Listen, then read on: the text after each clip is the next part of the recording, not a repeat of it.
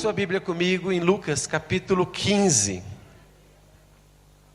Lucas capítulo 15, Evangelho de Lucas no capítulo 15. Muito bem. O nosso tema nesta tarde,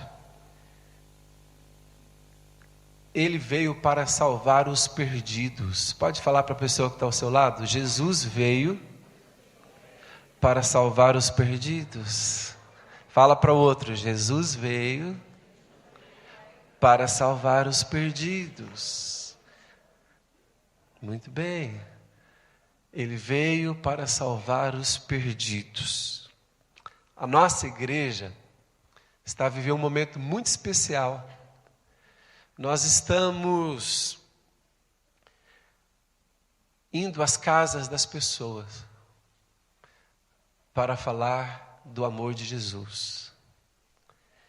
E muitas casas abertas estão recebendo já a paz de Cristo, a alegria do Salvador. E a mensagem nessa tarde que tem por tema, ele veio para salvar os perdidos, tem tudo a ver com o momento que a igreja está a viver. Irmãos, quando Jesus, ele saiu do céu, desceu do céu à terra e se fez homem e habitou entre nós, em que circunstâncias Jesus chegou à terra? Nós sabemos que Jesus nasceu numa nação, num país. Jesus nasceu em Israel.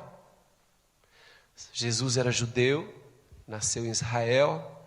Israel era a nação naquela altura que eles mantinham com eles os oráculos de Deus, a revelação de Deus para aquela época. E por causa disso, aquela nação de Israel, eles se sentiam privilegiados por eles terem sido eleitos por Deus, escolhidos por Deus, para representá-lo na terra. Irmãos, por exemplo, a herança que nós recebemos da nação de Israel é algo fantástico. Nós temos conosco, você tem aí com a sua Bíblia, o Velho Testamento, ou seja, toda esta herança, ou seja, da história de Deus com um povo.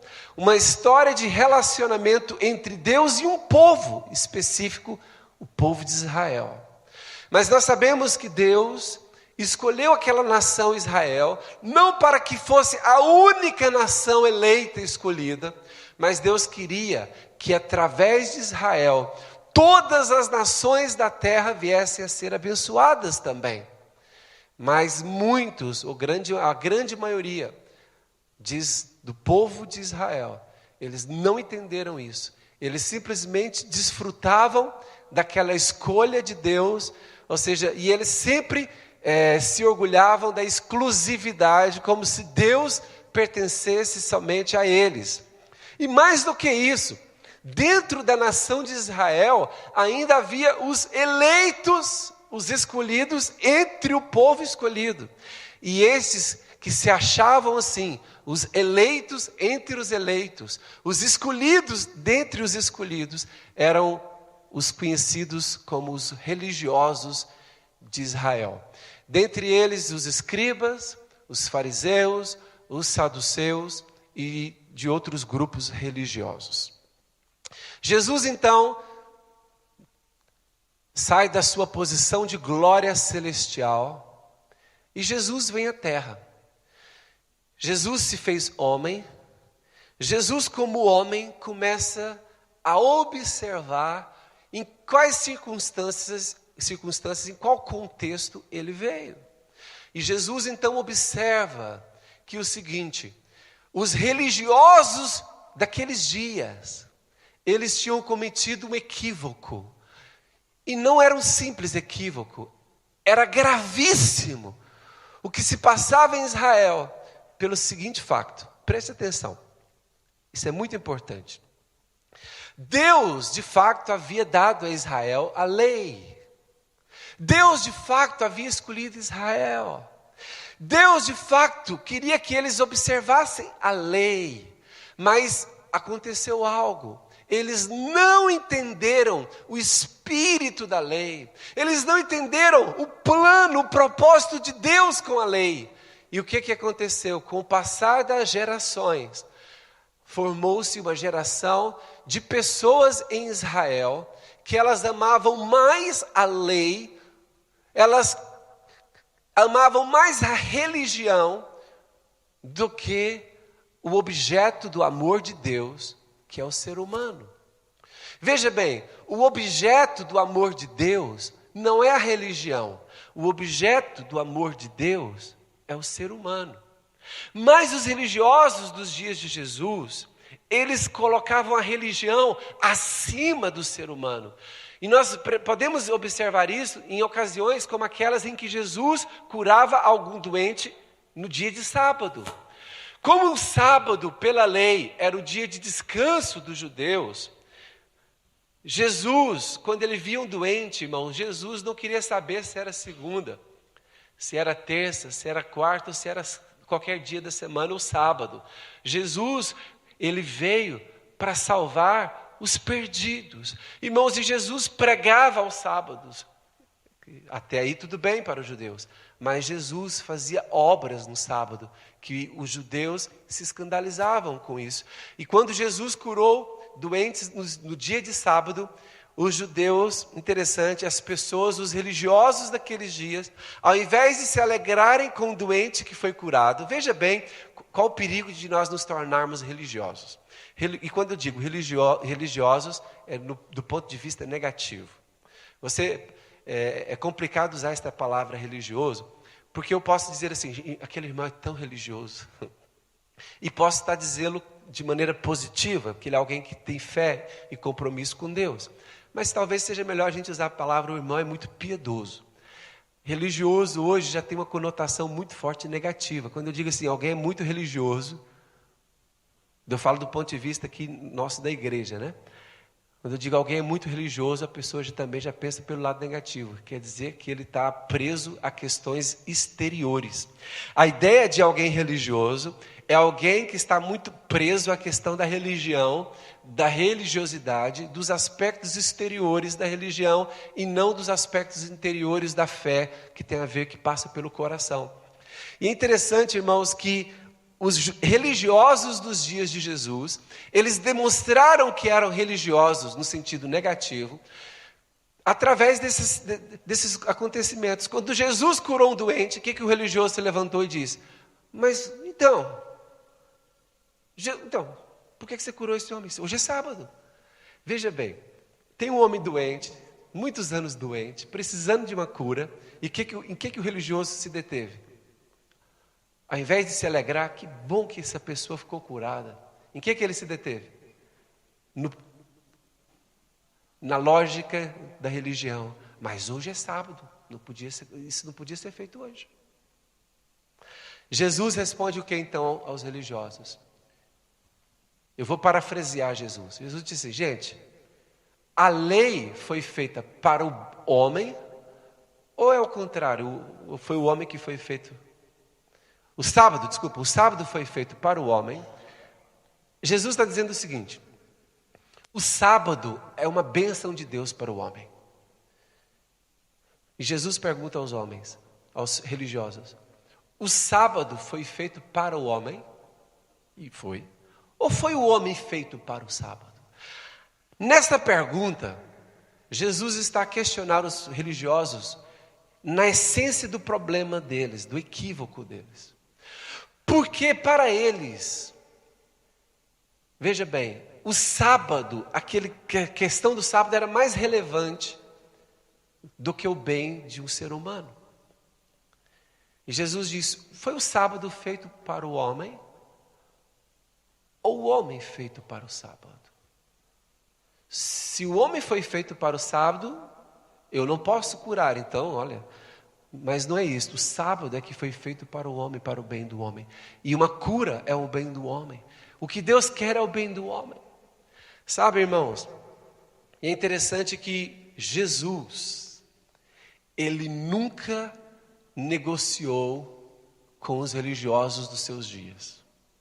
Jesus nunca se deixou vencer pelos religiosos dos seus dias, porque Jesus observou que eles tinham saído do trilho. Presta atenção, irmãos. Os religiosos dos dias de Jesus saíram do trilho. Eles perderam o propósito da fé. Eles perderam o propósito da lei. Eles perderam. Sabe o que aconteceu com eles, irmãos? Eles começaram a se achar. Os religiosos dos dias de Jesus, eles observavam os aspectos exteriores da religião e deixaram de valorizar o ser humano, que é o alvo de Deus, é o ser humano, não é a religião. Irmãos, e eles perderam a visão, perderam a perspectiva correta das coisas. E interessante que Jesus, então, quando Jesus cresce e Jesus vai começar o seu ministério, Jesus já tinha feito uma leitura dos religiosos dos seus dias, e Jesus já tinha compreendido que aquelas pessoas estavam fora do caminho, fora do trilho. Você pensa, mas não eram os religiosos que mantinham os oráculos de Deus? Não eram os religiosos que tinham a lei, a palavra, a letra? Sim, olha aqui, mas não quer dizer que por eles terem a letra, a lei, eles estavam a agradar o coração de Deus. E é interessante que Jesus cresce, Jesus inteira 30 anos, completa 30 anos de idade. E é interessante que Jesus vai num lugar humilde, num lugar simples. Irmãos, e Jesus entra no Rio Jordão, num lugar muito simples, e é batizado por João Batista ali. O batismo que ele não precisava, que era batismo de arrependimento, e Jesus não tinha pecado. Irmãos, e Jesus passa naquele ato ali, e quando Jesus, irmão, sai do batismo nas águas, vai ao deserto, vence as tentações, depois de 40 dias de jejum, Jesus vai escolher os seus discípulos, e é interessante que Jesus faz uma opção. Presta atenção, Jesus fez uma opção. Ele não escolheu nenhum religioso para ser seu discípulo. Observa bem, Jesus é um mestre que vai começar um excelente ministério, e ele poderia começar por cima. Eu vou escolher os melhores religiosos dos meus dias para serem os meus discípulos, os meus 12 discípulos. Mas é interessante que Jesus, como eu disse, já tinha feito a leitura. E Jesus entendeu, aqueles religiosos dos seus dias estavam tão presos à religião que eles não conseguiriam se dar ao ser humano. Vou dizer novamente. Jesus percebeu que os religiosos estavam tão presos à sua religião que eles não conseguiriam deixar a religião de lado para acolher um ser humano. Jesus, então, não vai nas escolas dos religiosos buscar os seus discípulos. Jesus vai buscar os seus discípulos no meio de pessoas simples, como eu e você. Jesus vai lá nos barcos dos pescadores, não é só pecadores, pescadores. Jesus escolhe homens iletrados, porque naquela época, se hoje já é quase assim, imagina 2000 anos atrás, os pescadores, a maioria deles eram analfabetos, iletrados. Jesus escolhe um pecador para ser o seu discípulo, um pecador público. Sabe o que é um pecador público? É um publicano. Irmãos, estou brincando aqui. O pecador público é um pecador que é conhecido de toda a gente. Jesus escolheu Mateus, cobrador de impostos, para ser um dos seus discípulos. Jesus então sai a escolher pessoas, e Jesus faz questão de não escolher nenhum religioso dos seus dias, porque Jesus entendeu que se ele colocasse um religioso no meio dos discípulos, aquele religioso ia fazer estrago, porque os religiosos, qual é a característica de um religioso? Lembre-se, nós estamos a falar de um religioso do ponto de vista negativo, tá bem? Religioso, estou a falar, os irmãos entendem que quando eu estou a chamar alguém de religioso, religioso é alguém que coloca a religião acima do amor ao próximo. Como naquela parábola que Jesus contou do samaritano. Religioso, do sentido negativo, é aquela pessoa que a religião está acima do amor ao próximo, a religião está acima do ser humano. A religião está acima do cuidado com pessoas, com vidas. E Jesus então percebeu que seria muito complicado ele ter um religioso como discípulo. E é interessante que Jesus escolhe pessoas simples para serem os seus discípulos. E Jesus então começa o seu ministério com aqueles 12 discípulos. E Jesus começa a acolher todo tipo de gente. Jesus começa a se relacionar com todo tipo de gente. Jesus começa a se dar com todo tipo de gente. Irmãos, e quando eu falo todo tipo de gente, é todo tipo de gente mesmo. Irmãos, e aquilo confunde os religiosos. E hoje, nesta tarde, eu queria que com esta mensagem, a partir do enquanto eu ministro essa mensagem, eu queria que você pudesse avaliar a sua vida. Qual é a porcentagem de religioso que você tem? E não se assuste, todos nós temos um pouquinho disso, desse mal que precisa ser corrigido, extirpado. Sabe, irmãos, Lucas capítulo 15, quem já abriu aí, versículo 1 e 2, puder projetar também vai ser bom. Lucas 15, versos 1 e 2. Quem encontrou diz amém. Aproximavam-se de Jesus todos os publicanos e pecadores para o ouvir. Irmãos, esse texto é fantástico. Peraí, chegavam-se a ele, o que diz? Alguns publicanos? Todos publicanos e pecadores de cada cidade que Jesus entrava, em cada cidade que Jesus entrava, os pecadores, os publicanos se dirigiam a ele. E agora eu queria que você pensasse uma coisa aqui comigo. Irmãos, pecador, ele é como criança. Vocês vão entender a comparação aqui. Uma criança, irmãos, a criança ela faz uma leitura facial rapidamente. E uma criança ela sabe de quem ela pode se aproximar. Eu já até observei algumas pessoas que têm a cara fechada, cara de quem chupou limão, cara azeda. Você vê que as crianças da igreja, ou as crianças de qualquer lugar, quando elas veem assim, o que elas fazem? Elas passam de longe. Porque a criança sabe que ela tem a fama, toda criança tem a fama de fazer bagunça, não tem? E a criança sabe disso, sabe ou não sabe? Sabe ou não sabe? Mas se você já viu que há crianças que elas têm a vontade para se aproximar de um adulto e ficar ao lado dele, já percebeu? E algumas têm até vontade de sentar no colo de um adulto que nem conhece direito. Porque a criança sabe ver quem é que vai recebê-la bem. Irmãos, criança é inteligente.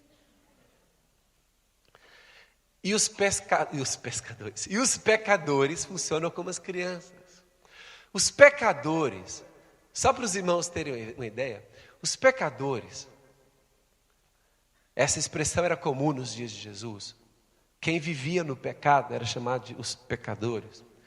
Os pecadores, vocês acham que eles estavam à vontade para se aproximarem dos religiosos da época? O que eles faziam? Se mantinham à distância. Por quê? O que eles levavam dos religiosos?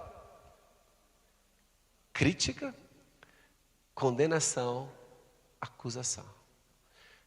Mas apareceu um mestre diferente, um religioso diferente, um mestre diferente apareceu naqueles dias. E em relação a esse mestre, os publicanos e pecadores se aproximavam dele para o ouvir. Que coisa fantástica, irmão. Significa que Jesus não tinha cara de quem chupou limão e não gostou. Jesus tinha uma cara de que as pessoas gostavam e estavam à vontade para se aproximarem dele. É como se tivesse uma placa no peito de Jesus dizendo assim: bem-vindo, vem comigo. Irmãos, as pessoas eram atraídas por Jesus. Qual que era a interpretação, a leitura que os religiosos fizeram disso? Esta é a interpretação que eu estou a fazer. Mas qual a interpretação que os religiosos fizeram disso? Eu estou preso nos pescadores aqui. Se os pecadores não se aproximam de nós porque têm medo, significa o quê? Que nós estamos bem com Deus. E por que esses pecadores se aproximam daquele homem? Aí eles começaram a usar isso para acusar Jesus, irmão. Você viu que a mesma situação pode ter duas leituras? Jesus veio para quê? Para salvar os perdidos, então ele era simpático com os perdidos. Os religiosos que saíram do trilho, qual era o posicionamento deles diante dos pecadores? Uma posição condenatória, de acusação mesmo. Mas eles então começaram a entender, se calhar este homem não é um profeta de Deus. Versículo 2. Diz assim: e murmuravam os fariseus e os escribas, dizendo: este recebe pecadores e come com eles. Os religiosos começaram então a descredibilizar o ministério de Jesus, tentaram denegrir a imagem de Jesus, porque Jesus, sendo um profeta, sendo um mestre, ele acolhia pecadores, ia na casa dos pecadores e comia com eles. E é interessante, irmãos, que Jesus, em resposta à murmuração, o que os fariseus e os escribas fizeram em relação à atitude de Jesus, de estar com os pecadores? Qual foi a atitude deles, irmãos? Murmuraram. E qual que foi a resposta de Jesus à murmuração dos religiosos? A resposta de Jesus foi dada em 3 parábolas. Diga assim comigo, 3 parábolas.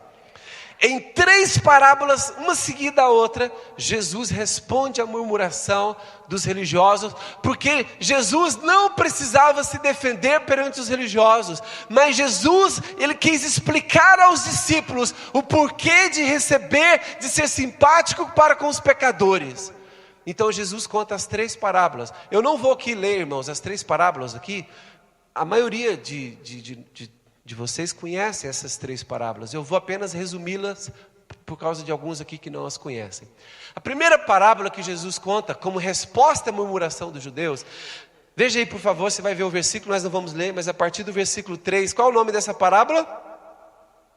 Qual é o nome da parábola, irmãos? A parábola da ovelha perdida. A segunda parábola, qual é?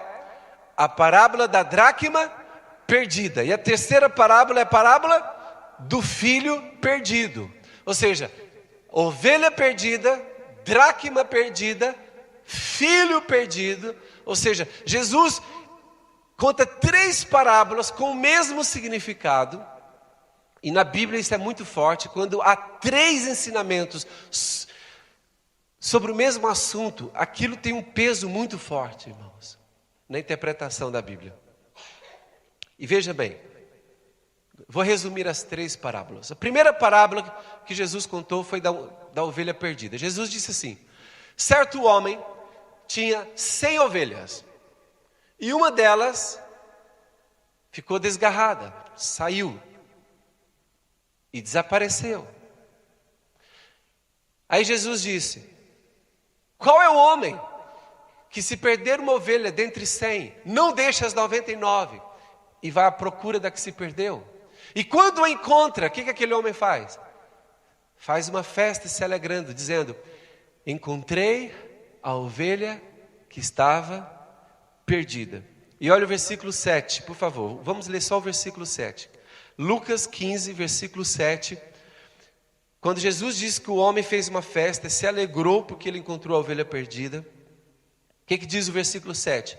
Digo-vos que assim haverá maior júbilo no céu por um pecador que se arrepende, do que por 99 justos que não necessitam de arrependimento. Calma aí, o que se passa? Espera aí. Irmãos, esse texto é muito profundo. O que Jesus disse? Haverá maior júbilo no céu por um pecador que se arrepende do que por 99 justos? Como? Deus não se alegra com os 99 justos? Sabe o que está em questão aqui? Jesus está dizendo o seguinte. Jesus está informando: eu saí do meio dos religiosos porque eles já se acham justos. E eu vou à procura das ovelhas perdidas da casa de Israel. Jesus não está a dizer que eles eram justos, mas que eles se viam e pensavam que eram justos. E nós vamos entender depois na outra parábola que eu vou contar, depois dessas 3. Como Jesus Veja bem, Deus se alegra com todos aqueles que são salvos. Como que diz que Deus pode se alegrar mais com um pecador que se arrepende do que por 99 justos? Está dizendo, não sei se toda a gente aqui está entendendo o que eu estou dizendo. Os religiosos eram os tais, entre aspas, justos. Que eles pensavam que eles eram melhores do que toda a gente, porque eles seguiam a letra da lei. Irmãos, e eles se achavam justos. E quanto mais uma pessoa se acha justa, menos ela está aberta para ouvir uma repreensão, menos ela está aberta para ouvir um novo ensinamento. É interessante, irmãos, que as pessoas simples e os religiosos estavam prontos para ouvir o que Jesus tinha a dizer, mas os religiosos não estavam prontos para ouvir o que Jesus tinha a dizer. Os religiosos estavam a procurar falhas, defeitos, brechas que Jesus pudesse dar para criticá-lo, acusá-lo e deitá-lo abaixo. Interessante, irmãos, que a atitude de coração, a atitude interior de um religioso, ela é de destruir a obra de Deus e não de construí-la. E nós temos que ter cuidado com os religiosos dos nossos dias na igreja. A atitude de uma pessoa que ama a Deus é uma atitude de: Jesus, o que tu tens para me falar? Eu quero ouvir, eu quero aprender. A atitude de um religioso é ficar à procura dos defeitos, é ficar à procura qual gafe ele vai cometer ali, é ali que eu vou entrar por ela. Sabe, irmãos, os religiosos dos dias de Jesus, eles não estavam abertos para aprenderem com Jesus. Eles só estavam a observar para ter uma ocasião para acusá-lo e criticá-lo. É incrível, irmãos, como o espírito do religioso é um espírito problemático. Irmãos, uma vez entrou aqui na nossa igreja uma pessoa com essa atitude religiosa. Uma vez? Não, muitas, já entraram muitas vezes, mas agora eu estou fazendo menção da vez que eu estou a pensar agora, a situação que eu estou a pensar. Uma pessoa entrou na igreja e falou assim: tem alguma coisa errada aqui. Sabe, irmãos, sabe o que é a atitude exterior do religioso? Esta luz, será que isso é de Deus? Uma guitarra, bateria. Aí entra um convidado na igreja, um homem de cabelo grande. Qual é a atitude do religioso? Daqui uns dias Deus vai pegar ele, vai cortar o cabelo dele todinho. Chega uma pessoa de batom azul, Deus vai mudar a vida dela, ela vai passar a usar só vermelho. Aleluia. Irmãos, o religioso tem umas atitudes muito estranhas. Ele julga as pessoas pela aparência.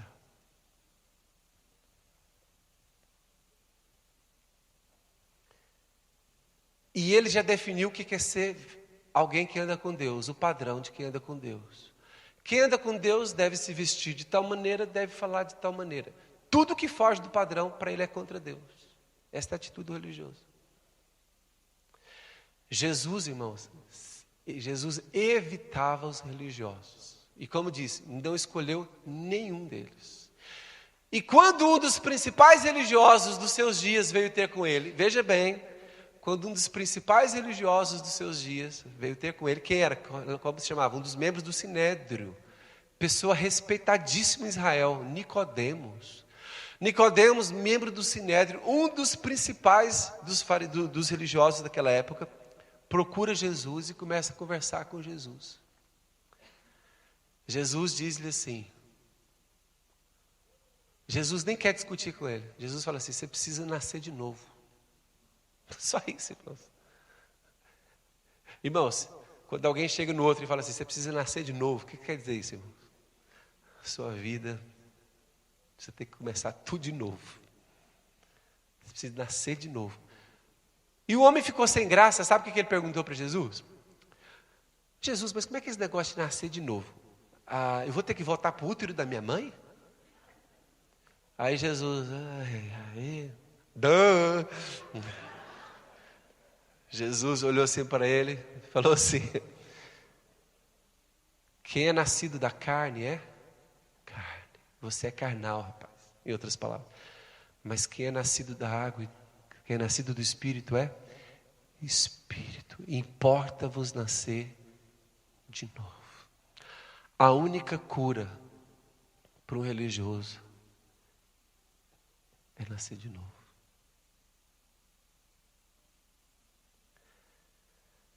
Jesus então continua respondendo aos religiosos com a segunda parábola, a parábola da dracma perdida.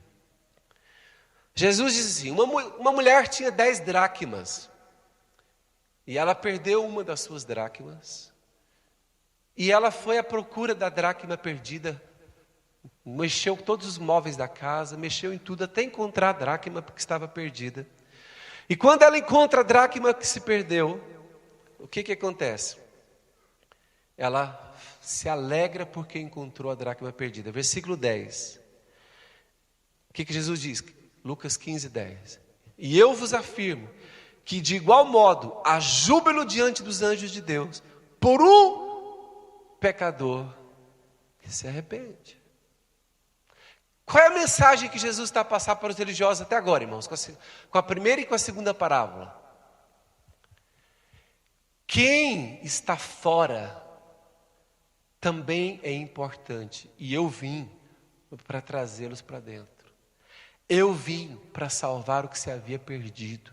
Eu vim para salvar os perdidos. É a mensagem que Jesus está constantemente a passar aos religiosos que o criticavam.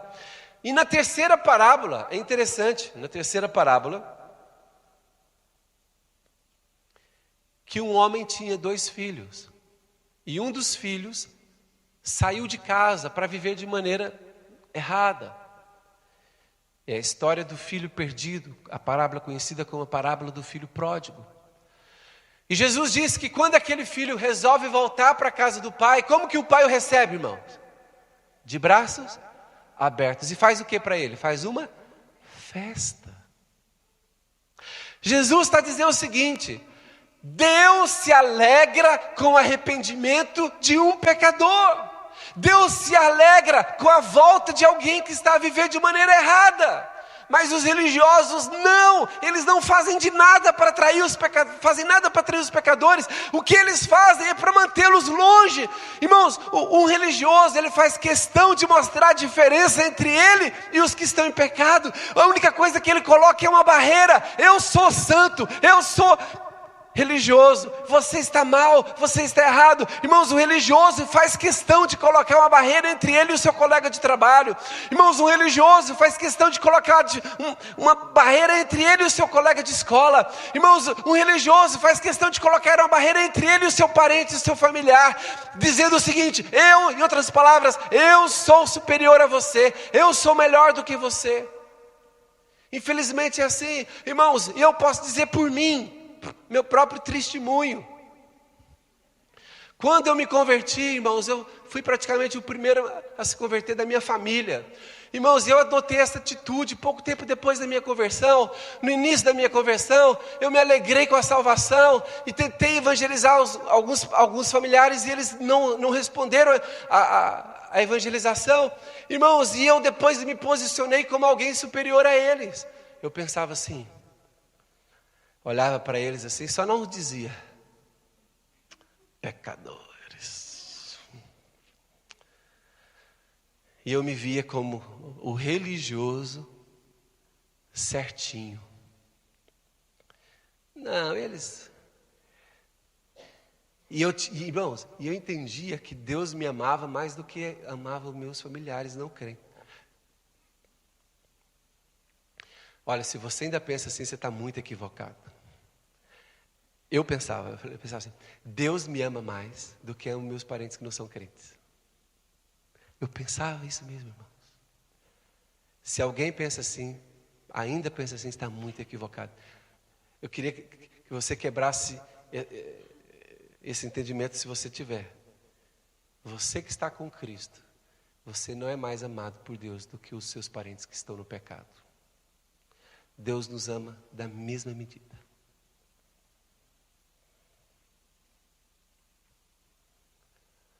E por isso agora eu quero falar sobre valor. Jesus veio para resgatar a dignidade do ser humano. Porque os religiosos dos seus dias, eles acabaram com a dignidade do ser humano. A dignidade do ser humano, nos dias de Jesus, estava presa à questão de serem religiosos ou não. Quem era religioso achava que tinha dignidade humana. E eles olhavam para os pecadores e os viam, os religiosos dos dias de Jesus viam os pecadores como pessoas sem dignidade, sem valor humano. E Jesus veio para contrariar isso, para resgatar, restaurar a dignidade humana. Pode falar para a pessoa que está ao seu lado, para ela acordar também. Fala assim, Jesus veio para resgatar a dignidade humana. E vamos entendê-lo agora através das 3 parábolas. Veja bem, irmãos, vamos falar aqui, mencionar parábola por parábola, e vamos falar sobre a dignidade, o valor do ser humano. Eu peço a 100% da atenção agora. Você já falou com a pessoa ao seu lado, 100% da sua atenção. Primeira parábola, qual era a primeira parábola? Da ovelha perdida. Irmãos, quanto que custa uma ovelha? Quanto que vale uma ovelha? 300 euros? O Sérgio está me ajudando ali. 300 euros, tá bom, a ovelha vai custar 300 euros. Quando as 100 ovelhas estavam reunidas, quanto que custava cada uma delas? É uma suposição, 300 euros. Mas uma ficou desgarrada. Então as 99 valiam quanto cada uma? E a que estava desgarrada, valia quanto? Não, irmãos, ela estava desgarrada. Quanto que ela valia? Não, irmãos, ela estava fora. 300. Os irmãos estão bem. Veja bem. O facto da ovelha ter saído do redil, isso tirou o valor dela? O que tirou dela? O que estava errado com aquela ovelha? O valor que ela tinha era igual ao das 99. O problema dela é que ela estava na posição errada. Veja bem. Todos os pecadores, eles são seres humanos como eu e você. Ou você acha ser humano um ser humano superior aos outros? Todos os seres humanos são iguais? Então, o amor de Deus por nós é igual? E o valor que nós temos aos olhos de Deus é o mesmo? Sim ou não? É o mesmo. Só que eles... Qual é o problema dos perdidos? Não é que eles perderam o valor. O problema dos perdidos é só um problema de posicionamento. Eles estão fora do lugar correto, que é a presença de Deus. Por isso, olha aqui, irmãos, se os pecadores não tivessem valor, Deus iria chorar por eles? Quando a Bíblia mostra, irmãos, que é da vontade de Deus que todo homem seja salvo. Se Deus se entristece quando alguém vai para o inferno, se aquela pessoa não tinha valor, veja bem, se você coloca algo que não tem valor no lixo, você se entristece por aquilo? Você se entristece como? Se o caminhão do lixo levou alguma coisa que tinha o quê? Valor. Eu quero dizer, a tristeza de Deus pelo inferno é porque lá estarão pessoas com valor. E enquanto há tempo, nós temos que tirá-los deste caminho do inferno. Irmãos, uma pessoa que está sem Deus hoje, uma pessoa que nem crê em Deus hoje, uma pessoa que está a cometer pecados dos mais absurdos hoje, até uma pessoa criminosa, aos olhos de Deus, ela tem valor. Mas ela está fora, pastor. Mas como a ovelha, ela continua tendo valor. Ela só precisa ser chamada para dentro. Segunda parábola da dracma perdida. Digamos que uma dracma vale 100 euros. Isso é só uma suposição, só para a gente entender aqui a palavra. Digamos que cada dracma vale 100 euros. A mulher tinha quantas dracmas? 10. Cada dracma valia quanto? 100. Ela perdeu uma dracma. Aquela dracma que ela perdeu, quando estava com ela, valia quanto? 100 euros. E agora que está perdida, vale quanto? Quando você vai ao supermercado e você entrega uma moeda novinha de 2 euros, mas depois você pega uma moeda suja, feia, velha de 2 euros, o que a pessoa do caixa do supermercado fala? Essa não vale 2 não, essa vale 50 cêntimos. É assim que funciona, irmãos? a moeda suja ou velha tem o mesmo valor da moeda nova. A dracma que se perdeu, ela continua tendo o mesmo valor. Mas por que Jesus conta essa história para os religiosos que estavam a murmurar contra ele? Porque Jesus está a falar de valor. Jesus está dizendo o seguinte: o que se perdeu continua tendo valor, nós temos é que ir atrás. Jesus está tentando convencer os religiosos disso, pelo menos explicar aos discípulos isso. Jesus está dizendo o seguinte: as pessoas que estão perdidas, elas não estão sem valor, elas têm o mesmo valor aos olhos de Deus, temos que resgatá-las.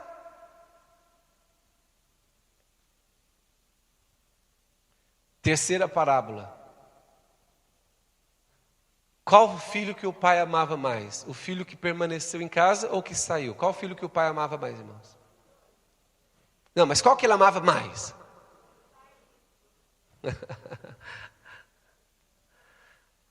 Irmãos, o filho perde valor para o pai quando ele sai? Quando ele faz alguma coisa errada? Interessante, não perde. Então Jesus conta 3 parábolas seguidas para confirmar: todo ser humano tem valor e eu vim para salvar o que se perdeu. Eu vim para salvar o que estava perdido. Mas eu pergunto agora, irmãos, eu e você, a nossa igreja,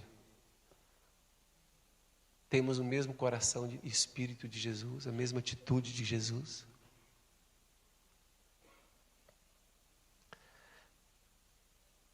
Ou nós estamos um pouco parecidos com os religiosos? Nós somos melhores do que os outros. Deus nos ama mais do que os outros. E agora, vou fazer a pergunta aqui, alguns vão ficar chocados mesmo. A gente canta aquela música aqui na igreja. Ele me ama tanto, me ama. Você acha que um pecador que está na lama pode cantar a mesma música ou não? Ou Deus o ama menos do que nós? A única diferença é que nós encontramos o amor e eles ainda não encontraram. Mas a medida do amor de Deus por eles é a mesma que Ele tem por nós. Irmãos, a nossa vocação como igreja é encontrar os perdidos. Nós estamos a fazer as casas de paz para isso. Em cada casa de paz, nós vamos levar a paz de Cristo e dizer: você tem valor aos olhos de Deus. O amor de Deus pela sua vida é tremendo.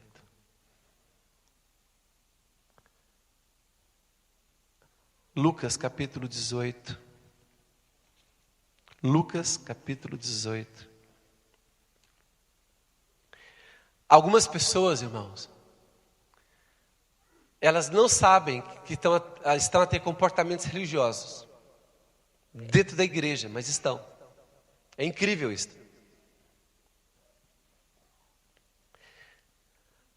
Eu estava a contar aqui de manhã que umas senhoras oravam: Deus, salva as prostitutas, Deus. Elas estão a viver uma vida terrível. Traga-as para a igreja. Salva, Senhor. Aí no verão, entram 2 prostitutas, com a roupa um pouco inadequada para o culto. E aquelas mesmas irmãs que oraram pelas prostitutas, sabe o que as irmãs fazem? Ai, meu Deus. Ai, meu marido, fecha o olho, meu marido ele não pode ver isso. Ai, meu Deus do céu. Ai, essas pessoas têm que ir embora da igreja. Ai, elas, isso aqui, como que elas entram aqui desse jeito? Isso aqui é a igreja, um lugar santo.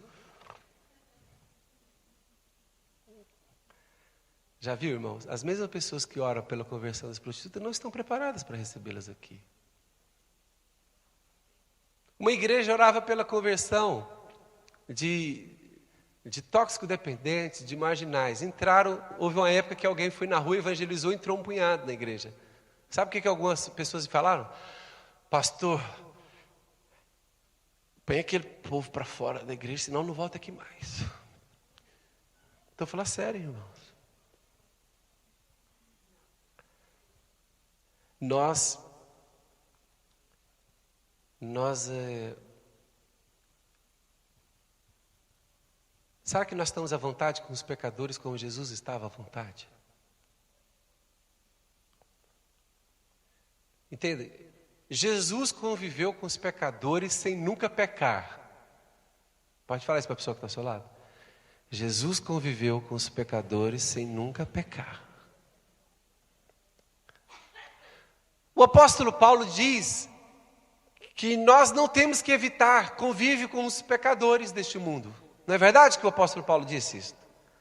Mas Paulo diz que nós devíamos evitar convívio com cristão, que se diz cristão e tem duas vidas. Mas com o mundano não tem duas vidas, irmãos, ele só tem um, ele é mesmo declaradamente pecador. Esse você pode ter em comunhão com ele, sem se contaminar, é claro. Jesus ia na casa dos pecadores e os religiosos se escandalizavam. Jesus comia à mesa com os pecadores, os religiosos, como ele pode fazê-lo? Sabe, irmãos, nós aqui desta igreja nunca podemos perder o convívio com os pecadores, porque é a única maneira deles terem o testemunho da palavra de Deus. Nós nunca podemos ter um posicionamento de que somos superiores a eles. Nós sempre temos que ter um posicionamento que aos olhos de Deus somos iguais. E se somos iguais, temos que acolhê-los bem, amá-los bem, compreender o drama que eles estão a viver, os problemas que eles estão a enfrentar, e sabermos que o único problema na vida deles é que eles ainda não encontraram o amor de Deus. E quando eles encontrarem, eles vão desfrutar da mesma graça de vida que eu e você desfrutamos, amém? E se eles tiverem fé, ainda vão desfrutar mais da graça do que nós ainda. Sim ou não, irmãos? Então, irmãos, Paulo diz para nós termos problema com crentes que têm vida dupla, mas não diz para nós criarmos problemas com um mundano que tem uma vida única. Irmãos, eu gosto de encontrar um pecadorzão daquele do mundo mesmo. Estou falando sério. Porque não tem papas na língua, ele fala o que pensa, ele é ele mesmo. Eu já estive em grupo de vida da nossa igreja, que chegaram os pecadores ali mesmo, daqueles classe A mesmo.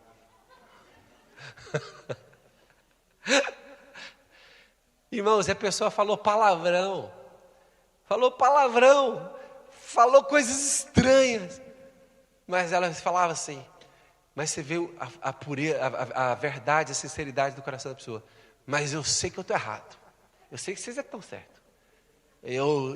Um dia, se eu puder se entender essas coisas aí, irmãos, eu olho, Jesus tem um amor tremendo por essas pessoas. Agora, religioso, irmãos, que se apresenta, para cada conversa, ele menciona um versículo bíblico. Eis que te digo, e começa a conversar com o versículo bíblico, e que está a viver uma vida dupla. Isso é o perigo da igreja, irmãos.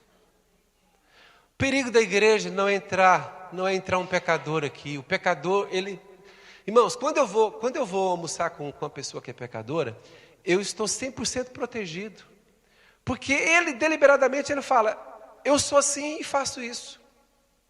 Eu não sou de maneira nenhuma... Imagina bem, olha aqui, você não é contaminado quando você está com um pecador, que é declaradamente um pecador.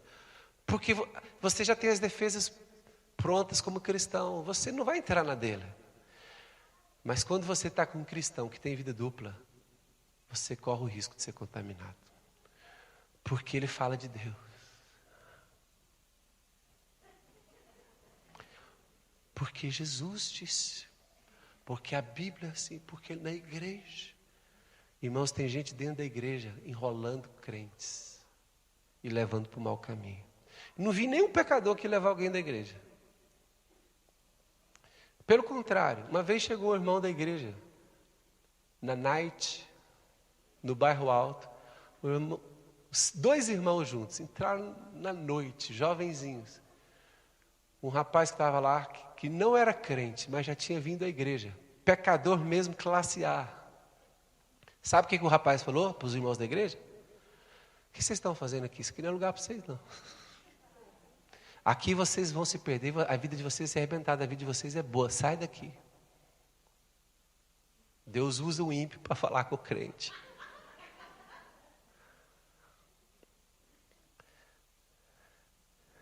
Quem é nascido de novo, quando ele entra num lugar assim, ele sabe que aquele lugar já não é dele, já não é para ele. Sabe ou não sabe, irmãos?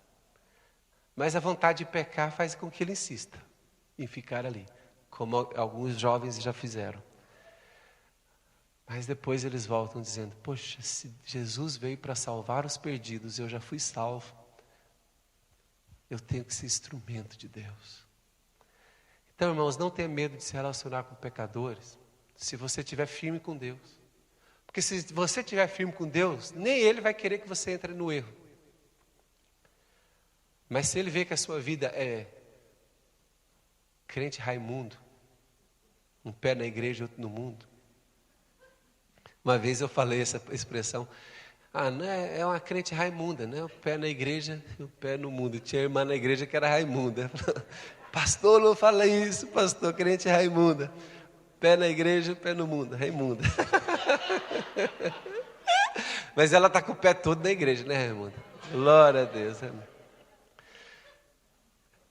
Irmãos, as pessoas do mundo, elas percebem logo. Elas falam assim, aquele ali está com o pezinho fora. As pessoas do mundo percebem. Ainda percebem mais do que a gente. Lucas 18, quem encontrou? Versículo 10. A última parábola que nós vamos ler então para entender que Jesus veio salvar os perdidos. Posso ler, irmãos? Lucas 18, 10. 2 homens subiram ao templo com o propósito de orar. Quantos homens? Um fariseu e um publicano. Era um grande pecador da época. Verso 11. O fariseu, posto em pé, como é que ele orava? Irmãos, quando a pessoa fica orgulhosa pela sua religiosidade, como é que ela ora? Ela já ora para ela mesma. Uma vez eu estava com os irmãos assim, pediram para dar as mãos para orar, e eu comecei a entender que o irmão não estava orando para Deus. Já viu aquela oração que não é feita para Deus? Atenção, A pessoa começou a orar assim, Deus, que o fulano possa ver que a vida não é assim, que ele tem que mudar, que ele tem que fazer tal coisa. E a pessoa estava lá. E Senhor, e que não sei o quê. Que tem pessoas que a oração delas não é para Deus, é dando recado, né? A oração tem que ser para Deus, ou senão é melhor conversar do que fazer de conta que está orando. Verso 11. O fariseu posto em pé orava como? De si para si mesmo desta forma. Ele pensava que estava a falar com Deus, mas ele era encantado com as suas qualidades religiosas. Como é que ele dizia?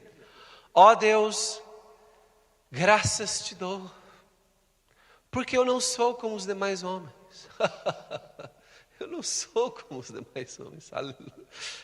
Roubadores. E quem é que estava ao lado dele? Quem é que estava ao lado dele, irmão? Roubadores, cobradores de impostos, roubadores, injustos e adúlteros, nem sou como esse publicano. Eu jejuo 2 vezes por semana, eu dou o dízimo de tudo quanto ganho. E o publicano, estando em pé longe, não ousava nem ainda levantar os olhos ao céu. Como que o fariseu orava? Ele pôs-se de pé e orava de si para si mesmo, todo soberbo, né? E como que o publicano orava? Enquanto o fariseu ficou de pé e orava para si mesmo, o publicano não conseguia levantar nem os olhos. Verso 13.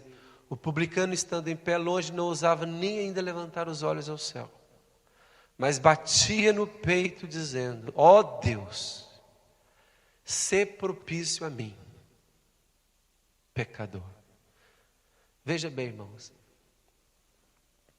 aos olhos de Deus, ambos eram pecadores, mas um tinha colocado uma máscara de religioso, e aquela máscara de religioso o separava de Deus. E o que Jesus diz no final da parábola? Verso 14. Digo-vos que este desceu justificado para a sua casa, e não aquele, porque todo o que se exalta será humilhado, mas que o se humilha será exaltado. Irmãos, aquele fariseu se via justo e orava como justo. O publicano reconheceu que era pecador e orava como pecador. Nos dias de hoje, há muitos religiosos nas igrejas. Há muita gente que já perdeu Deus. Há muita gente que já perdeu Jesus. Há muita gente que já saiu do trilho, mas permanece na igreja com uma roupagem, com uma capa de religiosidade. Criticam tudo o que a igreja faz. Criticam os crentes, mas eles mesmos já perderam o caminho. Uma vez uma pessoa reclamou, e depois até falaram mal da nossa igreja, porque na porta da nossa igreja tinha uma pessoa que estava a fumar. Lá na MCI, MCI. Fui lá, tinha uma pessoa a fumar lá na porta. Eu queria que tivesse 30, irmãos. Os irmãos não ouviram. Eu queria que tivesse 30. Nós não concordamos com o fumo. Mas se alguém precisa encontrar Jesus, ela não pode poder entrar na nossa igreja só quando ela estiver 100% mudada. Ela tem que poder estar aqui conosco antes de mudar. Porque a única hipótese que aquela pessoa tem de mudar é se ela ouvir a palavra de Deus. Mas se nós já criticamos lá fora porque ela está a fumar, como é que ela vai conhecer a palavra de Deus? Eu não estou a falar de quem já está na igreja há 3 anos e fuma, não. Isso é falta de vergonha na cara mesmo.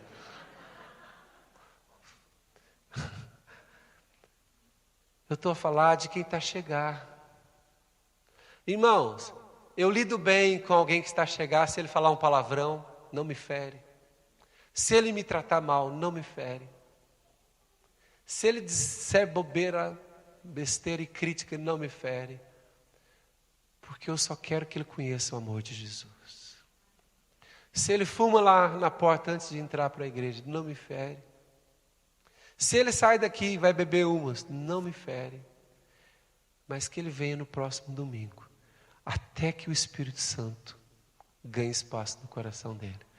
Aí será Deus que vai fazer a obra e não a religião.